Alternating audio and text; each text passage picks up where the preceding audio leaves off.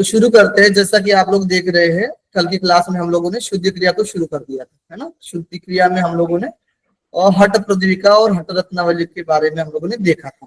Okay, आज की class में हम लोग घेरण संहिता के बारे में देखेंगे। घेरण संहिता में जो भी शुद्धि क्रिया का वर्णन किया गया है उसके बारे में हम लोग जानेंगे। ओके, उसके बाद हमारे पास समय बचेगा तो उन दोनों का, इन तीनों ग्रंथों का हम क्या करेंगे, कंपेयर करेंगे। नहीं तो कल की क्लास में तीनों ग्रंथों का कंपेयर करेंगे हम लोग, और उससे रिलेटेड हम लोग क्वेश्चन आंसर भी करने वाले हैं। Okay, clear. हम कर लेंगे। देखिए, सबसे पहले कल की क्लास में हमने आप लोगों को हठ प्रदीविका और हठ रत्नावली तो करवा दिया था, है ना। आज हम लोग घेरण संहिता देखेंगे। घेरण संहिता में शुद्धि क्रिया देखने वाले हैं। तो घेरण संहिता में शुद्धि क्रिया पहले अध्याय भी बताया गया है। पहले अध्याय, इसमें 7 अध्याय का वर्णन किया गया है, और पहले ही अध्याय में शुद्धि क्रिया के लिए बात की गई है, और 12वें मंत्र में की गई है। वो बात कब की गई है, तो 12वें मंत्र में की गई है। और उस 12वें मंत्र में 6 शुद्धि क्रिया बताए हैं। कितने शुद्धि क्रिया बताई गई है? 6। अब वो 6 शुद्धि क्रिया कौन सी है, तो वो इस तरीके से बताई गई है कि धोती, बस्ती, नेति, लौलिकी। ठीक है, हम लोग हठ प्रदीविका में 5वें नंबर पर नौलिकी पढ़ते, तो यहाँ पर 4थे नंबर पर लौलिकी का जिक्र किया गया है। फिर त्राटक और कपाल धातु। ठीक है, इस प्रकार से षट क्रिया बताई गई है। Okay, done. तो अब हम लोग धोती से शुरू करते हैं सबसे पहले। अब देखिए, धोती से शुरू करते हैं। यहाँ पर देखिए, धोती, सबसे पहले धोती के बारे में देखते हैं। तो धोती के बहुत सारे प्रकार देखने में आते हैं। जैसे कि घेरण संहिता में धोती के 4 प्रकार बताए गए। कितने प्रकार बताए गए? धोती के 4 प्रकार बताए गए। वो कौन कौन से, किस तरीके से हैं? वो इस तरीके से है कि अंतर धोती, दंत धोती, हृदय धोती और मूल शोधन। इस प्रकार से 4 धोती के प्रकार बताए गए। कितने बताए गए बताइए? धोती के प्रकार, धोती के प्रकार 4 बताए गए इस तरीके से। अंत धोती, दंत धोती, हृदय धोती और मूल शोधन, इस तरह के 4 प्रकार बताए गए हैं। अब इसमें भी सब पार्ट देखने में आते हैं। जैसे कि सबसे पहला जो अंत धोती है, उसमें 4 प्रकार बताए गए हैं। दंत धोती में 5 प्रकार बताए गए हैं। हृदय धोती में 3 प्रकार बताए गए हैं, और मूल शोधन में एक ही है। मूल शोधन एक ही प्रकार। ओके, इस तरीके से टाइप्स भी देखने में आते हैं। अब अंतर धोती में, यानी अंत धोती में, अंत धोती में 4 प्रकार इस तरीके से बताए गए हैं। वातसार, यानी वातसारम, वारिसारम, बन्नीसारम और बहिष्कृतम। ठीक है, इस प्रकार से 4 प्रकार बताए गए। वातसार, वारिसार, बन्नीसार, बहिष्कृतम। ठीक है, दंत धोती के 5 प्रकार बताए गए। 5 प्रकार बताए गए, वो इस तरीके से है कि दंत मूल, जिह्वा मूल, कर्णरंध्र, कपाल रंध्र। ठीक है, इस प्रकार 4 हो गए। लेकिन कर्ण युग्म में 2, कर्ण युग्म यानी 2, कर्ण युग्म रंध्र, यानी दोनों कर्ण, दाया और बाया दोनों करने के लिए बात बताई गई। अलग अलग ये 2 शुद्धि क्रिया बताई गई है। इसमें तो 2 टाइप्स बताए गए हैं। तो कर्ण रंध्र के 2 प्रकार बताए गए हैं। ओके, तो इस तरीके से कुल मिलाकर 5 प्रकार हो जाते हैं दंत धोती के। इसके बाद आगे बढ़ते हैं तो हृदय धोती के 3 प्रकार। तो इस तरीके से बताया गया, दंड धोती, वमन धोती और वसन धोती। वसन यानी वस्त्र धोती। इस तरीके से ये 3 प्रकार बताए गए हैं हृदय धोती के। ठीक है, और मूल शोधन का कोई प्रकार यहाँ पर बताया नहीं गया है। Okay, clear everyone? डन, हम कर लीजिए। हाँ, चलिए, वैभव जी, प्रदीप जी, विशाल जी, हाँ, आभा जी, रुपेंद्र जी। हाँ, अब देखते हैं ना, हम लोग एक एक का एक्सप्लेन करते हैं। जैसे कि अंत धोती के 4 प्रकार के बारे में देखेंगे। इसकी किस तरीके से जो प्रकार बताए गए, 4 प्रकार बताए गए, जो कि वातसार, वारिसार, बन्नीसार और बहिष्कृत। इसके बारे में जो मेथड्स देखने वाले हैं, वातसार का मेथड्स किस तरीके से बताया गया, यानी क्रियाविधि किस तरीके से बताई गई, इसके क्या ऑब्जेक्टिव है, कैरेक्टरिस्टिक्स है ना, क्या विशेषता है, क्या बेनिफिट्स है, इसके बारे में हम लोग देखने वाले हैं। इसी तरीके से सभी के बारे में हम लोग देखेंगे। ओके, चलिए। तो सबसे पहले अंधधोती के जो 4 प्रकार है, कितने प्रकार है? 4 प्रकार है। कौन कौन से? तो वातसार, बारीसार, वन्नीसार और बहिष्कृत। ठीक है, इस तरीके से 4 प्रकार है। तो सबसे पहला जो प्रकार होता है वो है वातसार। पहला कौन सा प्रकार है? वातसार। तो वातसार का मेथड्स देखेंगे। वातसार धोती करने के लिए जो मेथड्स बताया गया है और उससे क्या कैरेक्टरिस्टिक्स या ऑब्जेक्टिव्स है वो देखने वाले हैं। तो सबसे पहले वातसार का जो क्रिया बताई गई है कि इस तरीके से बताई गई, देखिए ध्यान से देखना है आप सभी को कि कोवे के चोंच के समान दोनों होठों को करके शनेह शनेह वायु को पिए, यानी वायु को क्या करना? पीना है कोवे की चोंच के समान करके ओठ को। ठीक है, मतलब ओठों को पूर्ण रूप से पान कर लेने पर, परिपूर्ण रूप से जब हम पान कर लेते हैं वायु का, पान कर लेने पर पेट में उसका परिसंचालन करें, यानी वायु को भर लिया हम लोगों ने, तो पेट में क्या करना है? हमें चालन करना है। क्या करना है? तो चालन करना है। और फिर उस वायु को क्या करना है? बाहर निकाल देना है। बाहर क्या करना है? निकाल देना है। ओके, इस तरीके से वातसार बताया गया है। वातसार के लिए लाभ बताया गया है कि वातसारम परम गोप्यम, यानी ये जो वातसार होता है परम गोप्यम, यानी गोप्य रखना चाहिए। देह निर्मल कारकम, यानी ये देह, यानी ये जो शरीर है हमारा, उसको निर्मल करने वाला, इसको शुद्ध करने वाला, यह वातसार क्रिया बताई गई है। सर्व रोग क्षयकरम, यानी सभी रोगों को दूर करने वाली जो क्रिया बताई गई, वातसार बताई गई है। और देहानल विवर्धनकम, यानी कि देहानल, यानी जो देह की जो अग्नि है, यहाँ पर जठराग्नि पर्टिकुलर नहीं बोला गया, देहानल बोला गया है। यानी जैसे आयुर्वेद में देह के लिए कितनी अग्नि बताई गई है, कोई बता सकता है? 13 13 अग्नि बताई गई। सप्त धातु अग्नि और भूताग्नि और एक जठराग्नि। जठराग्नि। बहुत बड़ा। ठीक है, ये क्वेश्चन भी आप लोग का हुआ था। ठीक है, जो कि मैम ने एक्सप्लेन किया था। बहुत बड़ा। चलो, इस तरीके से ये लाभ बताया गया है। ये तो गोप्यम तो रखना ही है शुद्धि क्रिया को। देह निर्मल, शरीर को निर्मल करने वाली होती है वातसार क्रिया, और सभी रोग दूर करती है। और देहानल विवर्धकम, ठीक है, देह की अग्नि को प्रदीप्त करती है। 3 लाभ मेनली बताए गए हैं, नोट डाउन कर लीजिए। ठीक है, क्लियर? वातसार में कोई दिक्कत है तो बता सकते हैं, आप पूछ सकते हैं। तो फिर हम आगे बढ़ते हैं वारिसार। ओके, थम करते जाइए। एक जो भी क्रिया हम लोग पढ़ाते हैं उसके बाद थम करते जाइए आप। कितने लोग एक्टिव है वो समझ में आता जाएगा। वारिसार, वारिसार के लिए बताया गया वारिसार। ठीक है, तो ये वारिसार जो है ना, मुख से धीरे धीरे जल पीते हुए कंठ तक जल से भर लेना चाहिए, और उसके बाद उदर को चलाकर जल को अधो मार्ग से निकाल देना चाहिए। यानी कि मुख से धीरे धीरे हम जल पिएंगे, उसके बाद कंठ तक क्या करेंगे? भरेंगे वो जल। उसके बाद उदर को चलाकर, यानी पेट में चलाकर, ठीक है, चलाकर जल को अधो मार्ग से, यानी ये जो हमारे नीचे वाले एनस पार्ट से क्या करना है? निकाल देना है। वारिसार क्रिया किससे रिलेटेड की जाती है, कोई बता सकता है मुझे? जो विधि बताई गई जिस तरीके से, शंख प्रक्षालन। शंख प्रक्षालन क्वेश्चन आता है। वारिसार से रिलेटेड जो होता है हमारा शंख प्रक्षालन होता है, उसी तरीके से होता है। ठीक है, तो शंख प्रक्षालन की प्रोसेस की जाती है इसमें। चलिए, इसमें जो लाभ बताया गया है ना वो देखिए। वारिसारम परम गोप्यम, ये भी परम गोप्य है। देह देह निर्मल कारकम, देखिए सेम है, सेम दिख रहा है आपको लाइन श्लोक की। ठीक है, यानी वारिसार भी गोप्य है और देह को निर्मल करने वाली वारिसार भी होती है। साधयेत, साधयेत प्रयत्न, साधयेत प्रयत्न, साधेंगे प्रयत्न से, तो देव देहम, यानी हम अच्छे से करेंगे उसको, प्रयत्न से साधेंगे इस क्रिया को, तो जो देव है, ठीक है, देवताएं जो है, ठीक है, उनके जैसा हमारा शरीर हो जाएगा। देव देहम प्रपद्यते, यानी शरीर उनके जैसा हो जाता है, यानी देवताओं के समान शरीर बन जाता है हमारा वारिसार क्रिया से। नोट डाउन कर लीजिए, देह निर्मल होता है और देवताओं के जैसा शरीर हो जाता है। ओके, 2 लाभ बताए गए इसमें। चल नेक्स्ट तीसरी जो हमारी है वन्नीसार।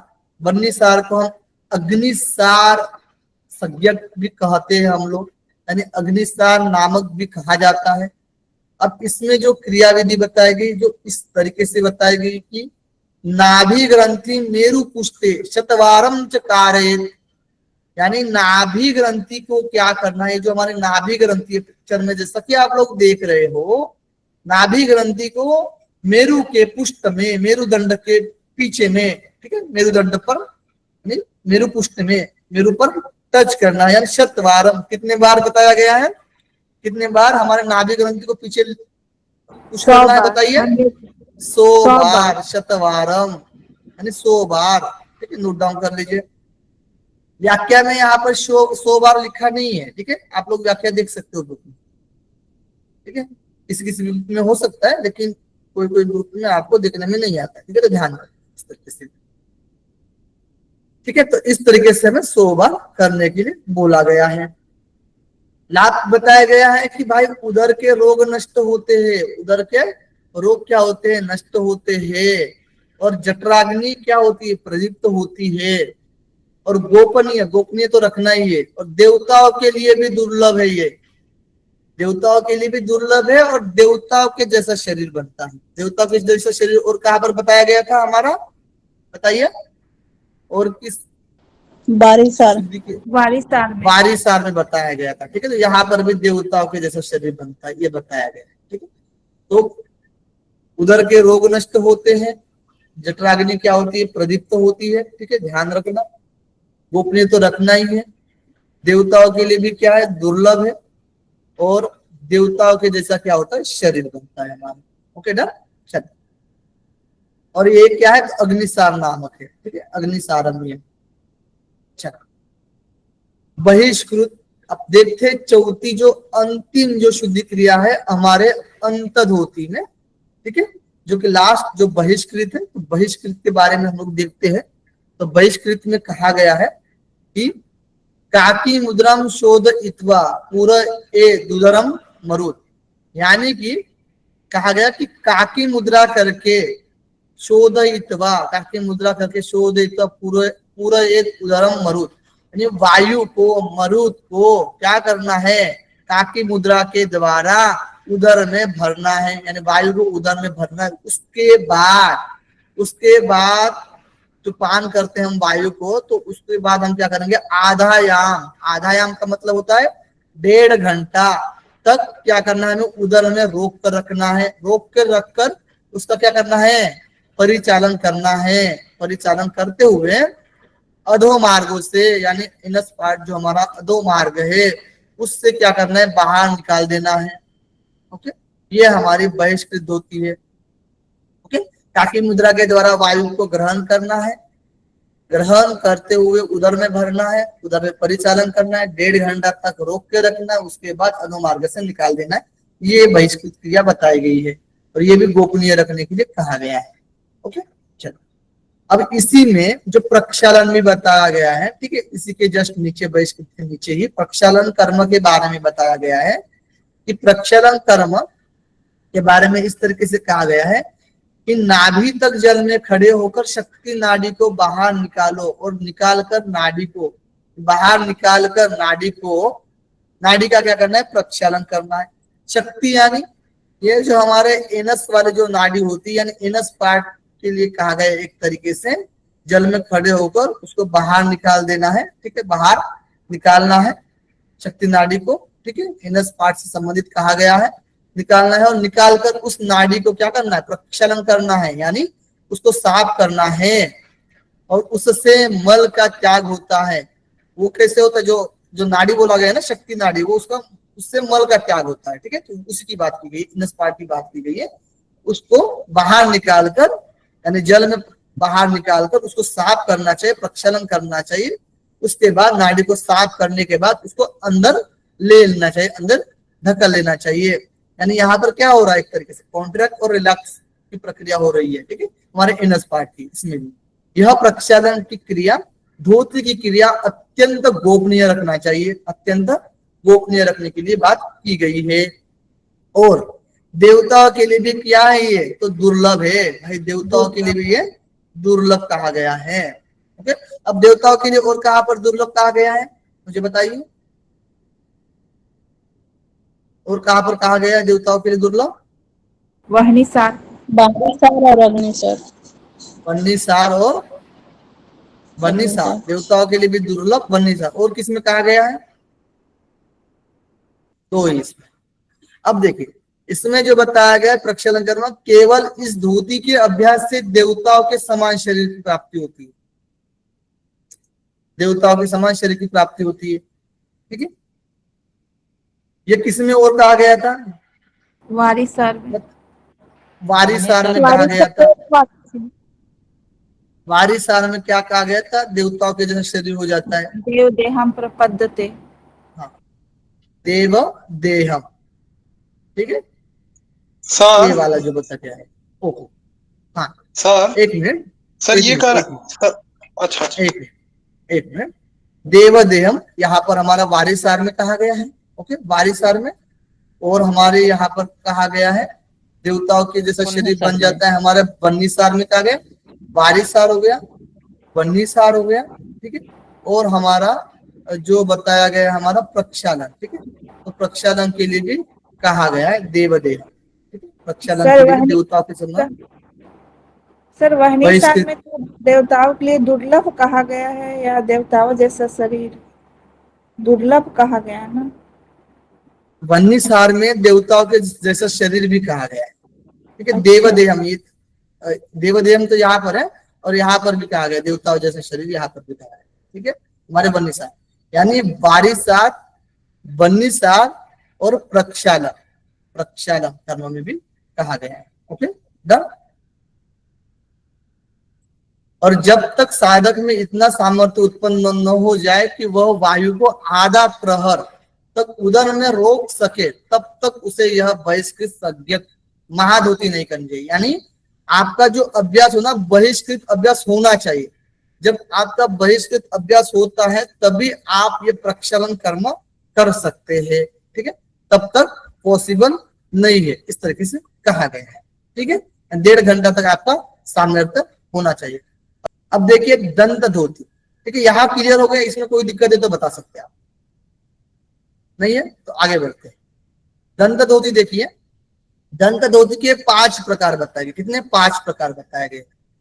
पहला प्रकार है दंत मूल, दूसरा है जिह्वा मूल, तीसरा और चौथा है कर्ण रंध्र, और 5वां है कपाल रंध्र।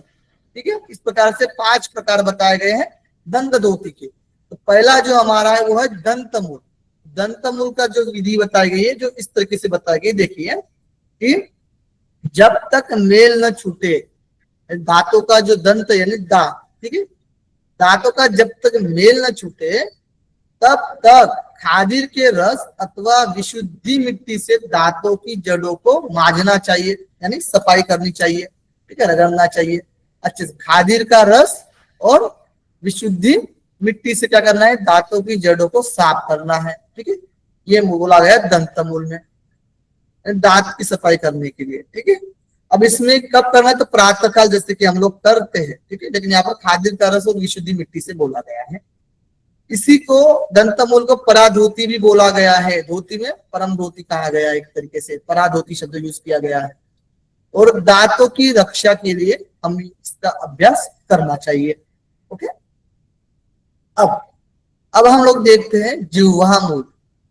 जिह्वा मूल के बारे में देखते हैं। तो जिह्वा मूल में जो विधि बताई गई है, इस तरीके से विधि बताई गई, देखिए कि तर्जनी, तर्जनी, मध्यमा और ये अनामिका। ठीक है, इन तीनों उंगलियों को मिलाकर कंठ में डाल कर क्या करना है? जिह्वा की जड़ को स्वच्छ करना चाहिए। यानी कंठ जो हमारे जिह्वा का मूल है, ठीक है, मूल अंदर कंठ तक गया हुआ है ना जिह्वा हमारी। ठीक है, तो उसका जो मूल है उसमें ये तीनों उंगलियां डालकर क्या करना चाहिए? रगड़ना चाहिए, स्वच्छ करना चाहिए।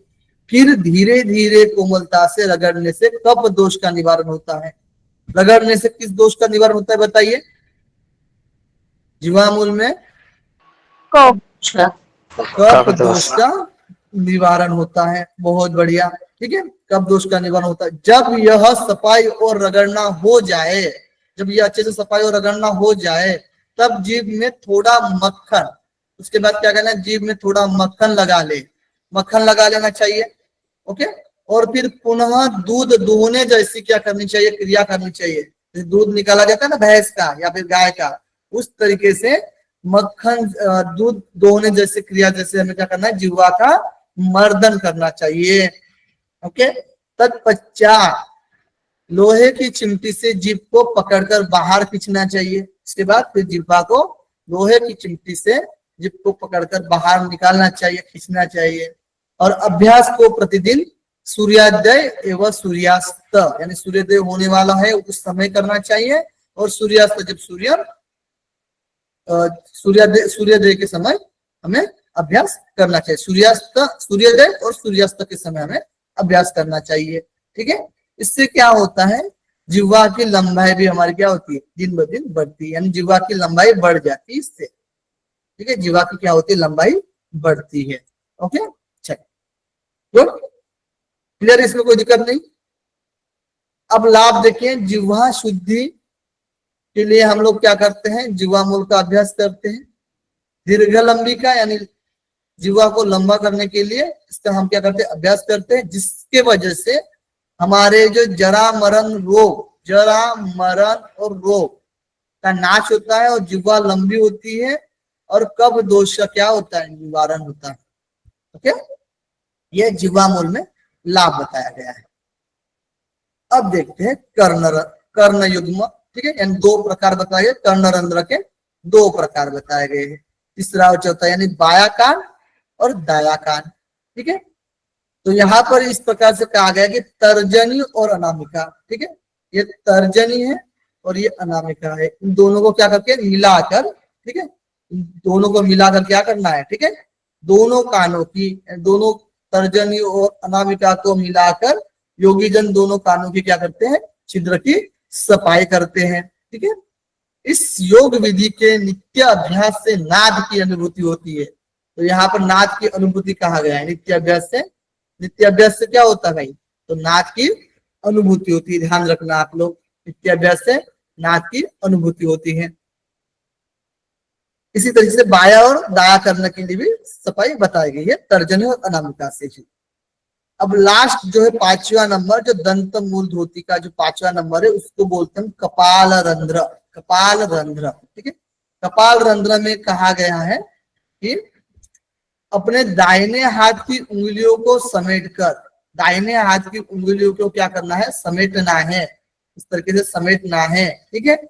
कप की आकृति बनानी चाहिए, यानी इस तरीके से समेटकर कप की आकृति बनानी चाहिए, और उस कप की आकृति वाले हाथ को क्या करना है, पानी भरकर अपने कपाल रंध्र, यानी ब्रह्म रंध्र का जो स्थान यहाँ पर हम कहते हैं, ठीक है। यहाँ पर इस तरीके से हमें क्या करना है, इस तरीके से हमें पानी भरना है, और इस तरीके से हमें थपकी देनी है, ठीक है, थपकी देनी है।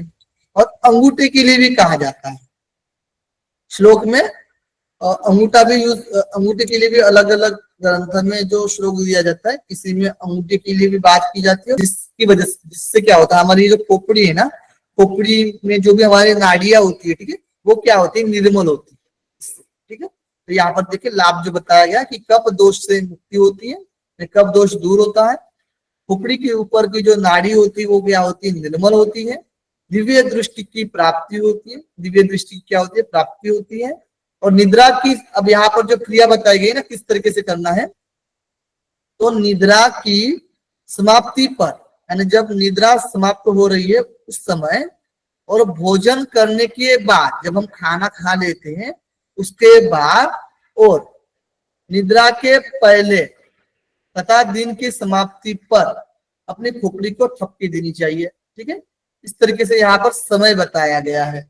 समय किस तरीके से बताया गया है कि निद्रा की समाप्ति पर, निद्रा जब समाप्ति होती है उस समय, ठीक है, समाप्ति अब उठ रहे हैं हम लोग, फिर भोजन करने के बाद करना है, भोजन करने के बाद, उसके बाद निद्रा के पहले भी करना है, ठीक है, निद्रा के पहले करना, और दिन की समाप्ति, दिन का समाप्ति हो रही है उस समय भी करनी है, ठीक है, खोपड़ी को थपकी देनी है, इस तरीके से क्रिया विधि करनी है। ये हमारे जो होंगे दंत मूल क्रियाविधि बताएगी। दंत मूल बताए, दंत मूल में कोई दिक्कत हुई तो बता सकते हैं आप, पूछ सकते हैं। हृदय धोती में 3 प्रकार बताए गए। कितने प्रकार बताए गए? 3 प्रकार बताए गए हैं। यहाँ पर इस तरीके से विधि कहा गई ना, देखिए ध्यान दीजिएगा, क्वेश्चन इस तरीके से पूछा जा सकता है कि रम्मा दंडम हरिदंडम वेत्र दंडम तथैव च, ठीक है। रम्मा दंड, हरिदंड और वेत्र दंड की बात की गई है, ठीक है। यानी केले के मृदु भाग के डंडे, केले का जो मृदु भाग होता है, छोटा वाला मृदु यानी छोटा छोटा वाला जो भाग होता है, और हल्की हल्दी, हल्दी के डंडे यानी हल्दी का जो डंडा होता है, और वेद का जो दंड होता है, उसको क्या करना है? हृदय के मध्य में, जब हम कंठनाल से उसको प्रवेश करते हैं, एक तरीके से हृदय के मध्य में शब्द यूज किया जाता है, तो हृदय के मध्य में बार बार घुसाकर धीरे धीरे क्या करना है? निकालना चाहिए। देखिए, तो दंड के लिए कहा गया है ना कि रम्मा दंड, हरि दंड और वेत्र दंड, इन 3 दंड की बात की गई है। यानी केले के मृदु भाग को और हल्दी के दंड को और वेद के दंड को क्या करना है? हृदय के मध्य में, यानी कंठनाल से जब हम प्रवेश करते हैं तो मध्य स्थान कहा गया, एक तरीके से हृदय के मध्य में बार बार घुसाकर क्या करना है? बाहर निकालने की बात की गई है। इससे क्या होता है ना, कफ, पित्त और प्लेट, ठीक है, का मुख द्वार से रेचन करना चाहिए। यानी कफ, पित्त और क्लेद, ठीक है, तो इसका क्या करना चाहिए?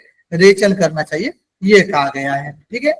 और यह कर्म हृदय रोग का भी निश्चित रूप से नाश करता है। यानी ये जो कर्म बताया गया हृदय रोग जो भी होता है, ठीक है, हृदय रोग से संबंधित रोग को दूर करने के लिए भी यह महत्वपूर्ण बताया गया दंड धोती। ओके, तो 3 शब्द बताए, केले का मृदु, हल्दी का दंड और वेद का दंड, यानी रम्मा दंड, हरिदंड और वेद दंड, ठीक है, ध्यान रखें। फिर वमन, दूसरा जो क्रिया बताई गई, धोती क्रिया बताई गई है, वो है हमारी हृदय धोती में वमन धोती है। वमन धोती के लिए कहा गया है कि ज्ञानी साधक को भोजन के अंत में घंटा पर्यंत जल पीना चाहिए और फिर क्षण भर बाद ऊपर की ओर देखते हुए उसे वमन द्वारा निकाल देना चाहिए। यानी यहाँ पर जो कहा गया है ना कि भाई खाना खाने के बाद, भोजन करने के बाद, भोजन के अंत में कंठ पर्यंत जल पीना चाहिए और फिर क्षण भर बाद ऊपर और देखते हुए उसे वमन द्वारा निकाल देना चाहिए। ओके, इससे जो लाभ बताया गया कि कफ पीतम निवारयत, यानी कफ और पित्त को दूर करता है हमारा वमन, ठीक है। कफ और पित्त को दूर करने वाला जो क्रिया बताई गई, मतलब जो लाभ बताया गया है कफ और पित्त का दूर करने के लिए, यह वमन के बारे में बताया गया। यानी वमन कफ और पित्त को दूर करती है, ठीक है। वसन, वसन यानी होता है वस्त्र धोती। तीसरा जो हमारा है वसन धोती, हृदय धोती के अंतर्गत जो तीसरी धोती है वसन धोती है। वसन यानी वस्त्र धोती। तो वस्त्र धोती के लिए कहा गया है कि चतुरंग विस्तार, तो ये मैंने बताया था आपको, ठीक है, ध्यान दीजिए। यहाँ पर जो कहा गया है कि जो चतुरंग विस्तार यानी 4 अंगुल चौड़ा कहा गया है, सूक्ष्म वस्त्र कहा गया है, यानी महीन वस्त्र की 4 अंगुल चौड़ी पट्टी लेकर धीरे धीरे निगलना चाहिए, फिर इसे धीरे धीरे बाहर निकाल देना चाहिए, यही बताया गया। लंबाई यहाँ पर नहीं बताई गई घेरन संहिता में, ठीक है, ये ध्यान रखें। ओके, हट्ट प्रदीपिका में और घेरन संहिता के बारे में कोई हट्ट प्रदीपिका और हट्ट रत्नावली के बारे में कोई बता सकता है वसन से रिलेटेड? हट प्रदीपिका में 4 अंगुल चौड़ी और 15 हाथ लंबी बताई, और हट रत्नावली में 20 हाथ लंबी। 20 हाथ लंबी और 4 अंगुल चौड़ा। 4 अंगुल चौड़ा जो होगा तीनों ग्रंथ में बताया गया है, लेकिन हट प्रदीपिका में 15 लंबाई में, हट रत्नावली में 20 हाथ, ठीक है, 15 हाथ 20 हाथ, और फिर घेरन संहिता में लंबाई के लिए नहीं बताया गया है, ठीक है, ध्यान। अब इससे जो लाभ बताया गया ना, गुल्मा, ठीक है, वायु गोला जो हम जिसको बोलते हैं, ज्वर, प्लीहा और कुष्ठ स्किन संबंधित डिजीज, और कफ और पित्त को दूर करती, विनश्यति, ठीक है, दूर करने वाले जो वसन क्रिया बताई गई है, हमारी धोती क्रिया बताई गई। और आरोग्यम बल पुष्टिश्च भवे तस्य दिने दिने, यानी आरोग्य और बल की जो पुष्टि है, ठीक है, यानी आरोग्य और बल की प्राप्ति दिनों दिन बढ़ती है वसन क्रिया से। ओके, क्लियर है? ये 3 क्लियर है। बताइए, हृदय धोती के अंतर्गत जो भी हम लोगों ने 3 विधियां देखी, यानी दंड धोती के बारे में देखा था, वमन धोती और वसन धोती। ठीक है, चलो अब है लास्ट में जो होता है ना हमारा मूल शोधन है। लास्ट में जो 14 नंबर का जो धोती का प्रकार आता है वो है मूल शोधन। तो मूल शोधन के लिए कहा गया है कि हल्दी की जड़ अथवा मध्यमा अंगुली के द्वारा क्या करना है, जल योग से पुनः पुनः प्रक्षालन आवश्यक है, यानी जल का सहयोग करके, ठीक है, हल्दी की जड़ या फिर मध्यमा अंगुलियों के द्वारा जल का संपर्क करके, यानी जल का प्रयोग करते हुए, जल को साथ में देते हुए पुनः पुनः प्रक्षालन करना चाहिए, साफ करना चाहिए। ठीक है, प्रक्षालन करना चाहिए, ये कहा गया मूल शोधन में।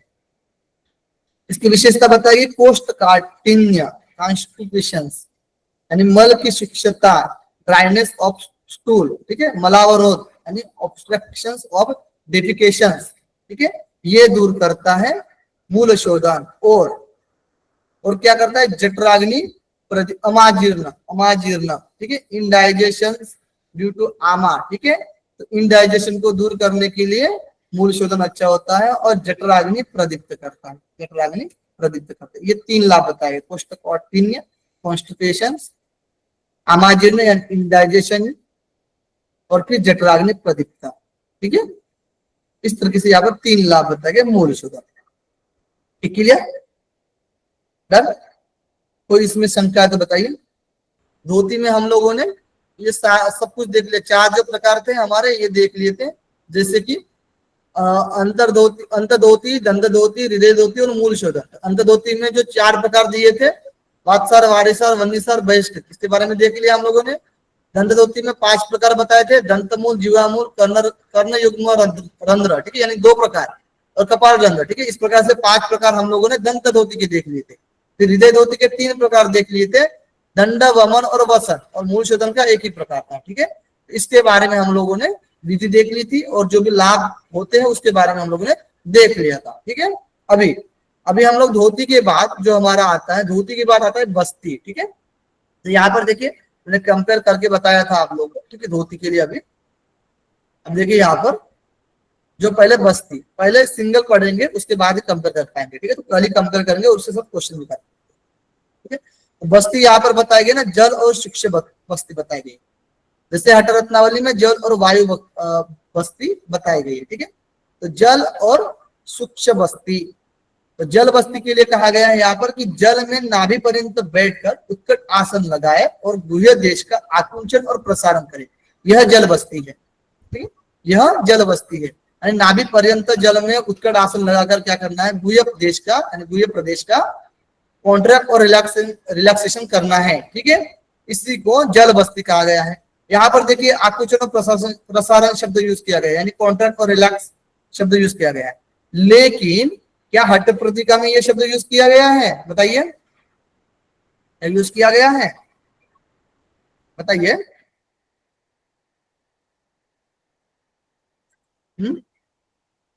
हठ प्रतिका में संकोचन के लिए बताया गया है। ठीक है, कॉन्ट्रैक्ट की बात की गई है, रिलैक्स की बात नहीं की गई है। ठीक है, ये जो 2 एक भेद है ना, वो ध्यान रखें, नोट डाउन कर लीजिए। ठीक है, छोटी छोटी चीजें जो है ना ऐसे नहीं पता चलती है, कंपैरेटिव जब तक हम लोग नहीं करेंगे तब तक ये ऐसे छोटी छोटी चीज नहीं पता चलती। कितना भी क्यों ना पढ़ लो, आप भेद नहीं कर पाओगे जब तक आप कंपैरेटिव नहीं करोगे तब तक। ठीक है, ये चीज आपको पता ही नहीं थी। ठीक है, यहाँ पर साफ साफ बताया गया ना, आधार आकुंचम, कॉन्ट्रैक्ट करने की बात की गई। यहाँ पर साफ साफ किया गया आकुंचम और प्रसारण, साफ साफ दिया गया है। ठीक है, श्लोक में। तो ये चीजें ना कंपैरेटिव में ही क्लियर हो पाती, इसलिए लास्ट मोमेंट में कंपैरेटिव करना बहुत जरूरी हो जाता है। ठीक है, तो जल बस्ती क्लियर हो गया। सूक्ष्म बस्ती किस क्या सूक्ष्म बस्ती के लिए कहा गया है कि पश्चिमोत्तानासन बताया गया है। ठीक है, यानी पश्चिमोत्तान तो वस्तिम चालयित्वम शनैः शनैः, अश्विनी मुद्रा। ठीक है, यानी कहा गया है कि अश्विनी मुद्रा के द्वारा गुदा का आकुंचन एवं प्रसारण करना चाहिए, और पश्चिमोत्तानासन में बैठकर नीचे के भाग में बस्ती का परिचालन करना चाहिए। ओके, यानी अश्विनी मुद्रा के द्वारा क्या करना चाहिए, पश्चिमोत्तानासन में आकुंचन और प्रसारण करना चाहिए, यानी एक तरीके से अश्विनी मुद्रा करनी चाहिए। ठीक है, इसमें हम क्या करते हैं, बस्ती प्रदेश का परिचालन करते हैं। Okay, clear? बस्ती कर्म यहाँ पर अश्विनी मुद्रा की बात की गई। ठीक है?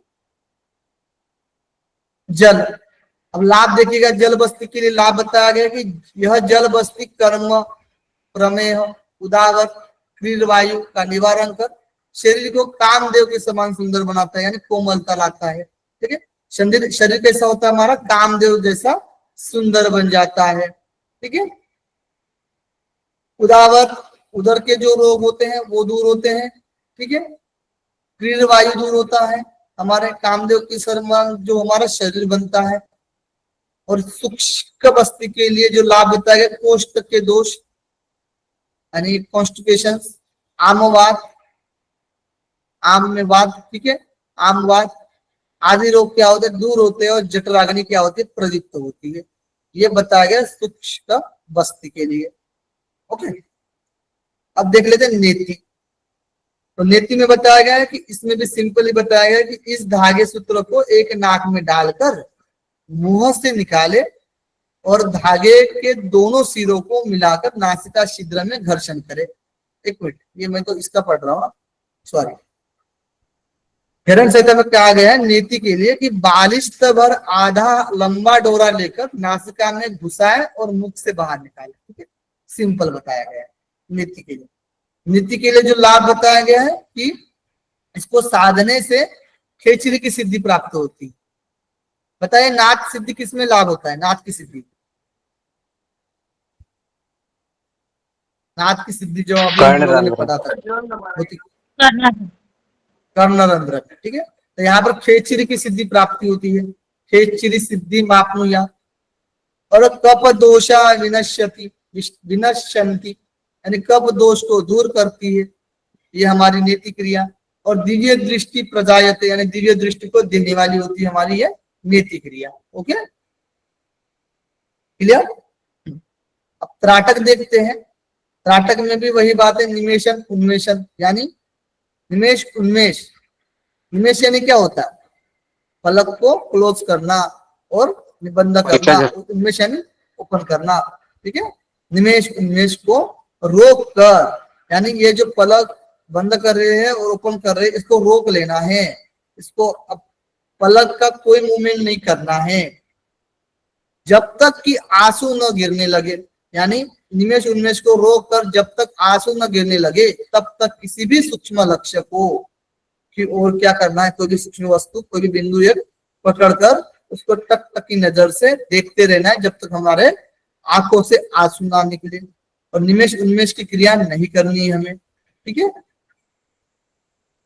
ये है हमारा त्राटक। त्राटक से बताया गया कि शांभवी जायते, यानी इसके अभ्यास से शांभवी की सिद्धि होती है। और नेत्र रोग क्या होते हैं, दूर होते हैं। नेत्र रोगा विनश्यंति।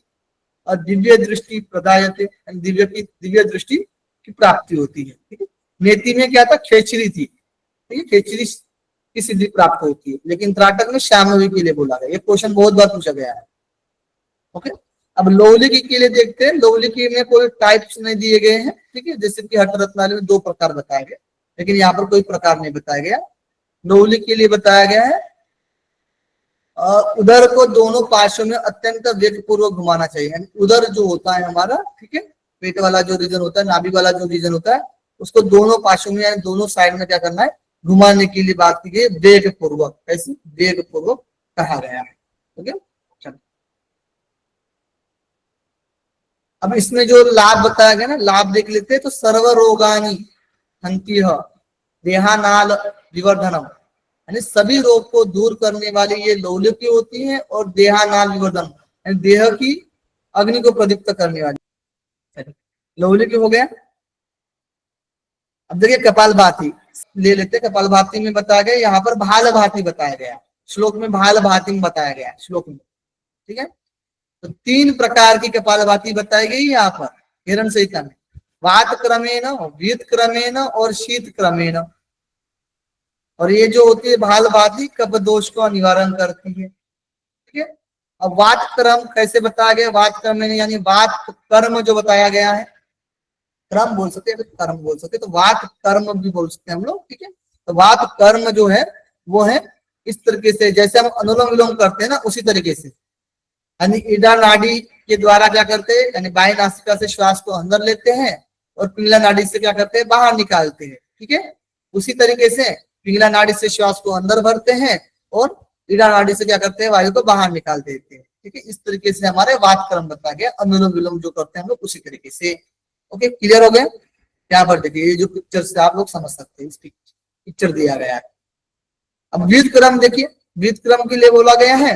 अब व्युत यानी उल्टा, नासाभ्याम जलमाकृशम, यानी कहा गया है यहाँ पर कि नासिका के दोनों छिद्रों के द्वारा जल को खींचे। यहाँ पर देखिए, नासिका के दोनों छिद्रों के द्वारा जल को खींचना है और मुख से बाहर निकाल देना है, मुख से बाहर निकाल देना है।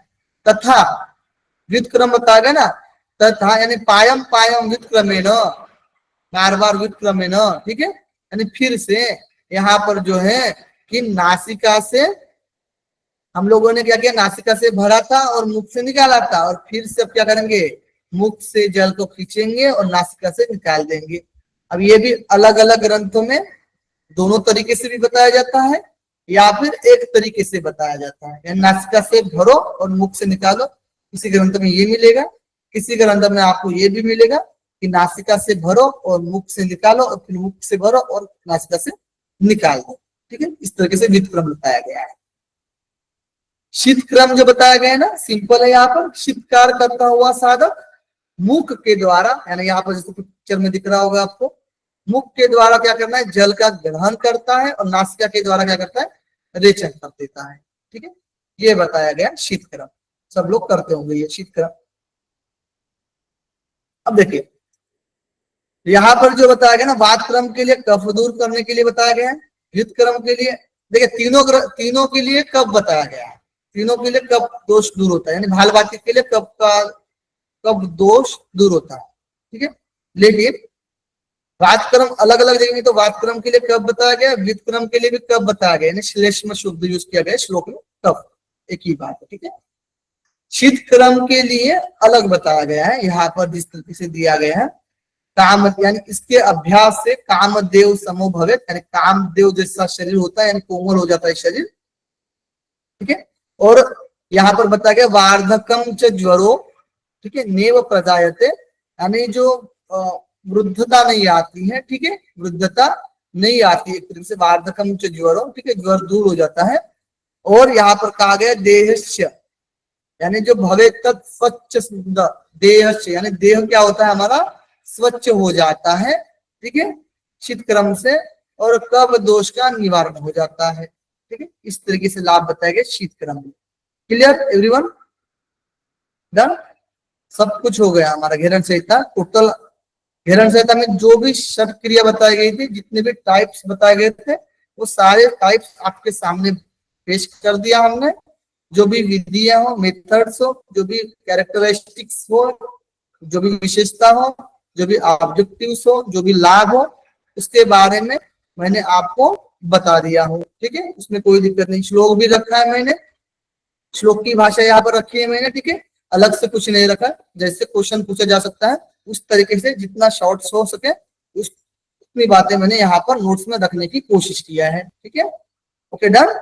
अब कल में क्या करेंगे, हम लोग तीनों का कंपेयर करेंगे, किसमें क्या क्या सिमिलर है याद करवाएंगे, जैसे हम लोग करते आ रहे हैं। कंपेयर करते समय आपको पूछते जाऊंगा मैं, आपको बताते जाना है। ठीक है, ये वीडियो जब रिकॉर्डिंग हो जाती है तो आप लोग देख लेना, नोट्स बना लेना, जिससे कि ये क्या होता है, याद होता है। जब हम कंपेयर करेंगे ना, तो उससे आपका लिंक अच्छे से बन पाता है। कभी भी हो, जब आज क्लास होगी तो कल देख लोगे ना, तो ज्यादा चीजें समझ में आती है, ये ध्यान रखना। ठीक है, एक बार प्रयास करके देखिए 7 दिन। ठीक है, जब ये क्लास होती है दूसरे दिन आप लोग नोट्स बनाना शुरू कर दोगे ना, तो नोट्स भी जल्दी बनता है और चीजें कनेक्ट भी होती है जल्दी। ठीक है, क्लियर? इतनी बात है, कोई दिक्कत नहीं है। लास्ट में हम लोग एक क्वेश्चन करते हैं, कोई क्वेश्चन आपके सामने रखते हैं, जो कि आपको यूट्यूब के कमेंट बॉक्स में इसका आंसर करना है। ठीक है, जो भी हम लास्ट में क्वेश्चन पूछते हैं उसका आंसर आपको यूट्यूब के कमेंट बॉक्स में आंसर करना है। ठीक है, तो इस तरीके से हमारा प्रश्न है आज का, घेरण संहिता के अनुसार धोती कर्मों के प्रकार कितने हैं। ठीक है, ऑप्शंस दिए गए हैं यहाँ पर, ऑप्शन के अकॉर्डिंग आपको आंसर करना है। ठीक है, 4/12, 4 या फिर 12 4 या 14, 4 या 13 या फिर 4 या 11। ठीक है, अभी यूट्यूब के कमेंट बॉक्स में आपको इसका आंसर करना है। ठीक है, डन, इतनी बातें ओके, कोई दिक्कत तो नहीं ना? हरिओम, धन्यवाद।